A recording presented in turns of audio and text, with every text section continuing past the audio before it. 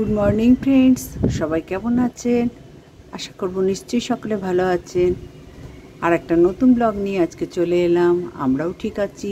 আর পরিবেশটা একটু প্রাকৃতিক দৃশ্য বা সৌন্দর্য যেটাই বলো তোমরা দেখাবার চেষ্টা করলাম।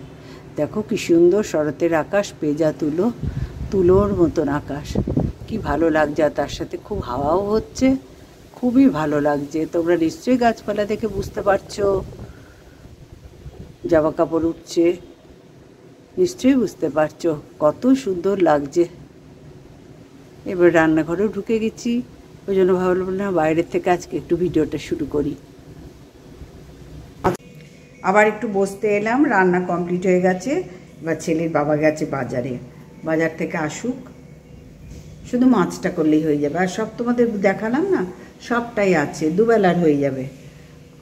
দেখছো তো আমাদের খাওয়া দাওয়ার বহর, মানে কি অস্বাভাবিক খাওয়া দাওয়ার বহর আমাদের। একদিন রাঁধলে 3 দিন চলে আমাদের, মোটামুটি 3 দিন চলে। আবার একটা আলু কেটে রাঁধলেও কম পড়ে 3 জনের, মানে বুঝে পাই না যে কি করব। তো যাই হোক, এইভাবেই বুড়ো হয়ে গেলাম করতে করতে, এই হিসেবেই করতে করতে বুড়ো হলাম। আর যতদিন যেভাবে আছি সবাই সেইভাবেই করে যাই, যার যেরকম সিস্টেম। তো আমি একটু এখন চলে এলাম, রান্নার দিকটা হলো। তো ভাবলাম যে যাই একটুখানি বসে একটুখানি ভিডিওটা আবার করে নিই। কারণ আমি কাজ করতে করতে ওই বিছানা তুলে ঘর ঝাড় দিয়ে ঘর মুছে ওগুলো আর দেখানো সম্ভব নয় বুড়ো বয়সে। ও বাচ্চা মেয়েরা যারা দেখাচ্ছে, যারা পারছে দেখাচ্ছে, ভাই আর কি দেখাবো। ঘর মোছা ঘর ঝাড় দিয়ে ও বিরক্তিকর লাগে আমার। ও তো সবাই ডান্ডা নিয়ে দেখছি পেছন ফিরে গিয়ে ডক ডক ডক ডক মুছছে, ঝাড় দিচ্ছে। ভাই আমি পারছি না, যারা পারছে আমি পারছি না, আমার পক্ষে সম্ভব হচ্ছে না। আমি কখন মুছবো, কখন কি করব, কোনো ঠিক ঠিকানা নেই। এবার যাই ছাদে, জামা কাপড় পরে আছে, ছেলে চান করতে ঢুকলো। আর ওর বাবা বাজারে গেছে, বলছি না যে হ্যাঁ ওর একটু দেরি হয়, বয়স্ক মানুষ তো। তারপরে 5 জনের সাথে ব্যবসায়ী দেখা হবেই। তোমরা দেখবে যারা ব্যবসায়ী তাদের দেখবে সার্কেলটা অনেক বড় হয়, যারা চাকরি করে তাদের থেকে অনেকটা বিশাল হয়, অনেক বিশাল হয়। কারণ তারা তো সবাইকে নিয়ে কাজ করতে হয়।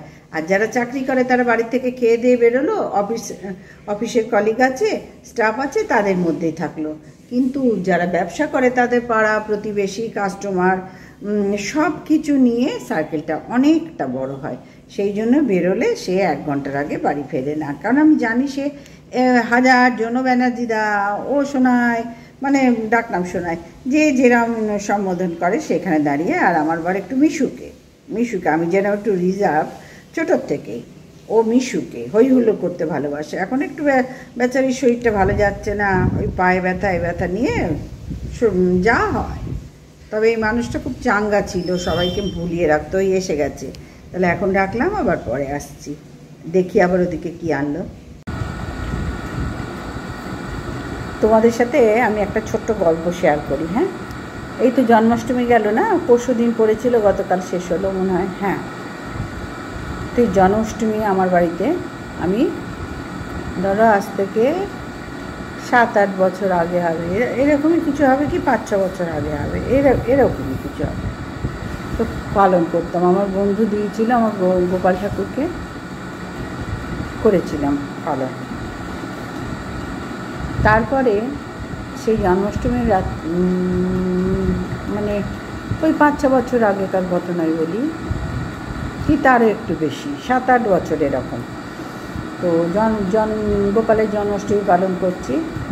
জন্মাষ্টমীর দিন তখন আমার ছেলে একটা কাজ করতো, এক জায়গায় কাজ করতো। তো সারাদিন সেখানে ছিল, জন্মাষ্টমীতে ছুটি ছিল না। তো রাত্রিবেলা বাড়ি এসছে, যখন বাড়ি এসছে ধরো 8:30-9টা নাগাদ বাড়ি এসেছে। এসে তখন তো আমাদের সবই কমপ্লিট হয়ে গেছে। তো রাত্রিবেলা খাওয়া দাওয়া করে সবাই যখন শুয়েছি, মানে তখন আমার বাড়িতে আমরা তো আছি 3 জন, এছাড়া আমার মা বেঁচে ছিল। এবং জন্মাষ্টমীতে মা আসতোই, মা, দিদি, ভাইয়ের বউ, জামাইবাবু, দাদা, ভাই, মোটামুটি বাড়ি ফাঁকা রেখে তো আর আসা সম্ভব না, যতটা সম্ভব সেইভাবে আসা যাওয়া করতো। আরও কেউ না কেউ আসতো, কিন্তু তাদের নাম নিতে আমার আর ঘৃণা করে, আমার ভালো লাগে না, ওই জন্য নিলাম না। সবই তো বোঝো ঘেন্না কেন করে, এমনি করে না তো।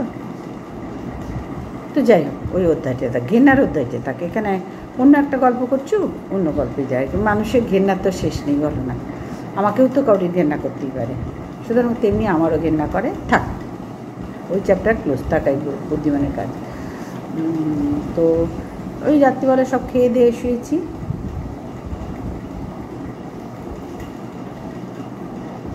তো আমি আর আমার ভাইয়ের বউ এই সামনের ঘরটায় শুয়েছি, যে ঘরটায় টিভি আছে, এই ধারে যে ঘরটা তোমাদের দেখাচ্ছি, আমার ডান দিকে যে ঢোকার ঘরটা, তোমরা নিশ্চয়ই জানো আমার পুরনো ভিউয়ার্স, তারা যারা আমার ভিডিও দেখতে তারা সবাই জানো প্রত্যেক। এবার এই ধারে তো পরপর দুটো ঘর, তাই না? এই ঘরটায়, যে ঘরটায় আমার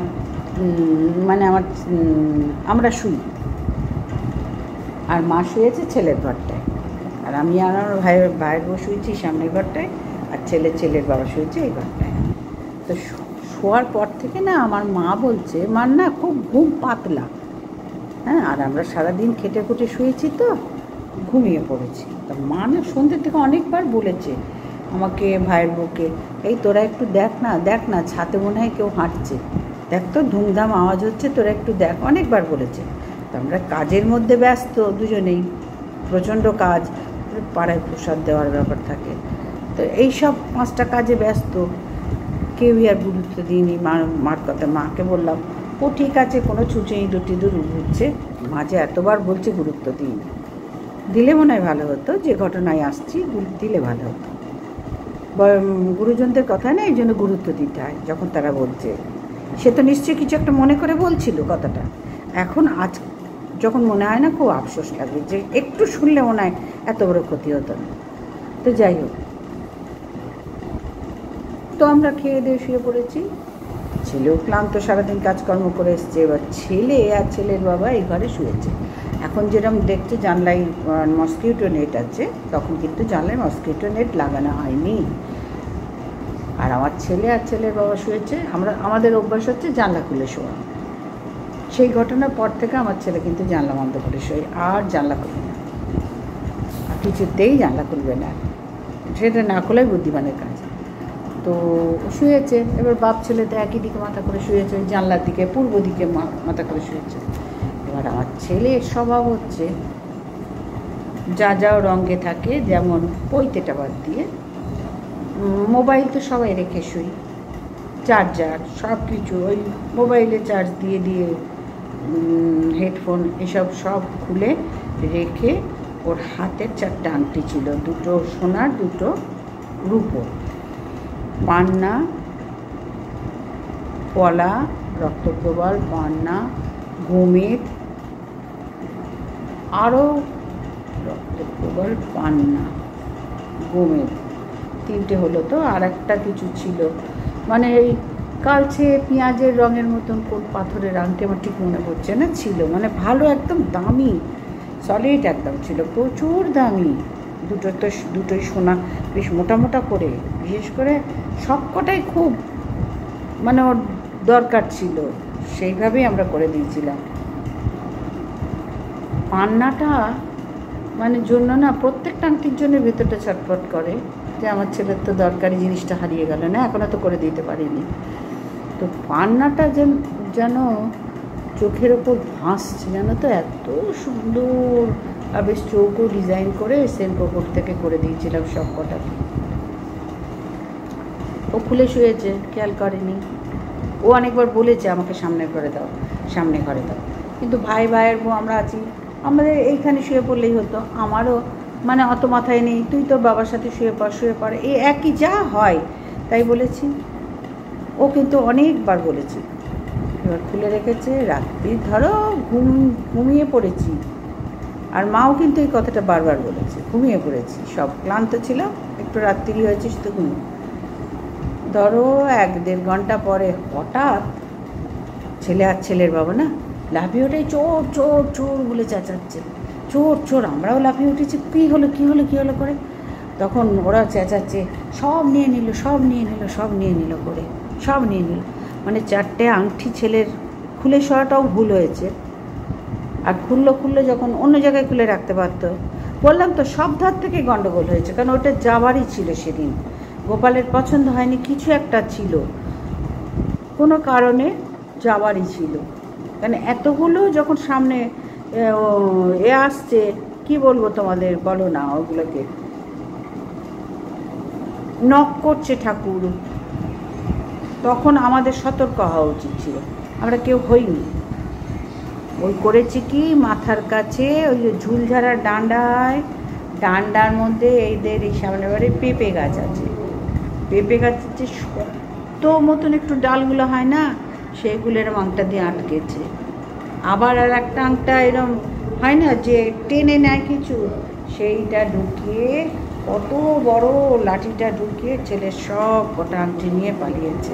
আর তখনই ওদের ওই গায়ে লাঠি লেগেছে, ভাগ্যিস মাথায় মারেনি।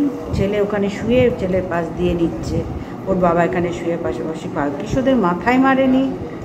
আংটি এখনও দিতে পারিনি করে, চারটের একটাও আমার ছেলেকে এখন আর করে দিতে পারিনি, বড্ড খারাপ লাগছে। ওইগুলো আমার ছেলের খুব দরকার ছিল, এখনও পারিনি। দেখো, আমি যদি কাঁদি তাহলে কান্নার অনেক বিষয় আছে, কিন্তু কেঁদে লাভ কি আমার? অন্তত তোমাদেরকে তো বলতে পেরে একটু হলো মন হালকা হলো, না যেন একটু কিছু 19-20 হলো মনে হচ্ছে, যে আমি তো কিছুই করতে পারবো। সেই লাফালাফি চারিদিক খোঁজাখুঁজি, তখন মা বকছে। আমি কিন্তু সন্ধ্যের থেকে ওরা ছাদে উঠেছিল, সন্ধ্যের থেকে সমানে ফলো করছিল ওরা আমাদের বাড়ির পেছন দিক। এই যে আমাদের বাড়ির পেছন বলতে আমার বাড়িটার মধ্যেখানে চারিদিকে ঘর। আমার বাড়ির সে পেছন বলে কিছু নেই, যেরকম লোকের থাকে পেছন, বাড়ির পেছন নেই, চারিদিকে, পেছনেও ঘর, এদিকেও ঘর, ওদিকেও ঘর, প্রত্যেকের বাড়ির মধ্যেখানে আমাদের বাড়িটা। শুধু সে পেছন দিক বলে যে একটা আবর্জনার ব্যাপার থাকে না, যে পেছন দিক তো যাটা নর্মাল হয়, কত কিছু ছুঁড়ে ফেলা এই টাইপের তো হয় না আমাদের মধ্যে, মানে এগুলো হয়, এগুলো হয়েই যায়, ইচ্ছা করে না করলেও হয়েই যায় সুবিধা মতন। তো আমার বাড়ির সেই সব ব্যাপার নেই, কিন্তু চারিদিকটা এরকম টাইলস দিয়ে বাঁধানো, পেছন দিকটা তো টাইলস, সামনের দিকটা টাইলস বসায়নি, মোটর সাইকেল চলে বলে ওখানে খড়খড়ের মতন যেরকম থাকে না সেরকম করা আছে, কারণ মোটর সাইকেল তো হড়কে যাবে, ওই জন্যই ওই দিকটা করিনি সামনের দিকে। পেছনের দিকে তো আমি ছাড়া খুব একটা যাওয়ার কেউই নেই, ওর বাবা যায় একটু আধটু গাছ মোতাপুতি করতে, দেখাদেখি করতে, আর ছেলে মধ্যে ওই ব্রাশ নিয়ে সারা বাড়ি একবার করে চক্কর মারতো। এখন আর মারার দেখি না, তবু একটু ওইদিকে দেখি মাঝে মধ্যে, ও মা ওই জানলায় গিয়ে ডাকছে, ও বা আবার ওই জানলাটা গিয়ে ডাকছে, এগুলো করে আমার ছেলে এখনও। তো যাই হোক বন্ধুরা, সেই তো চলে গেল, আর কি করব, এখনও করে দিতে পারিনি, কবে পারবো তাও জানি না, এতদিনে যখন পারিনি কবে পারবো জানি না, কিন্তু আমার ছেলের ওগুলো সত্যি খুব প্রয়োজন ওগুলো। তো যাই হোক বন্ধুরা, এই কথাটা না বললেই যেন মনটা ভাল লাগছিল না, যেহেতু জন্মাষ্টমীর প্রসাদ খাচ্ছি। তো ওই যে আমার বান্ধবী পাঠিয়েছে, 2 দিন আগেই পাঠালো, একটা মা লক্ষ্মীর উদযাপন করলো, তার প্রসাদও পাঠিয়ে দেয় আমার দোকানের সামনেই, তো সামনে বাড়ি।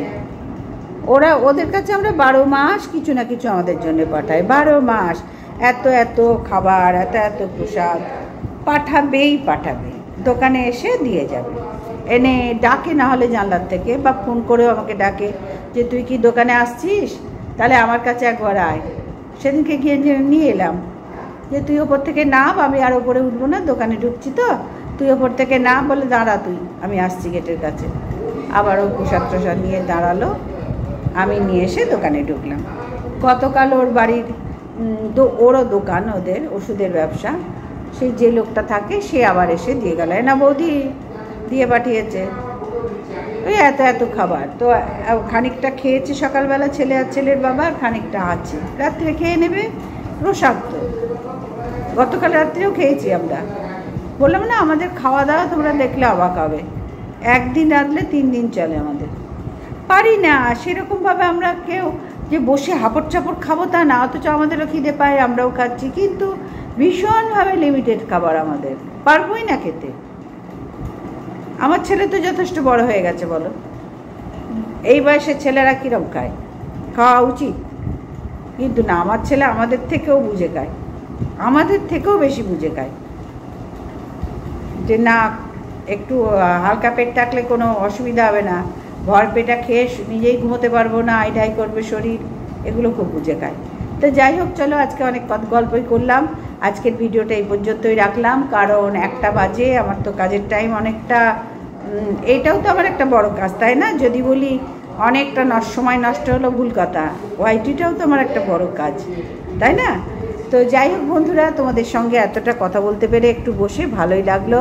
সবাই ভালো থেকো, সুস্থ থেকো, অবশ্যই পাশে থেকো, অবশ্যই থাকতে হবে কিন্তু পাশে, ঠিক আছে? অর্ডার নয়, আবদার। আর একটা কষ্ট করে একটা লাইক করে দিও, সাবস্ক্রাইব করো চ্যানেলটাকে, নিশ্চয়ই ভালো লাগবে। তোমাদেরও ভালো লাগাতে পারলেই আমার ভালো লাগবে। আবার আগামীকাল চলে আসবো একটা এরকম ভিডিও নিয়ে। ততক্ষণের জন্য সবাই ভালো থেকো, সুস্থ থেকো, আমার পাশে থেকো, টাটা।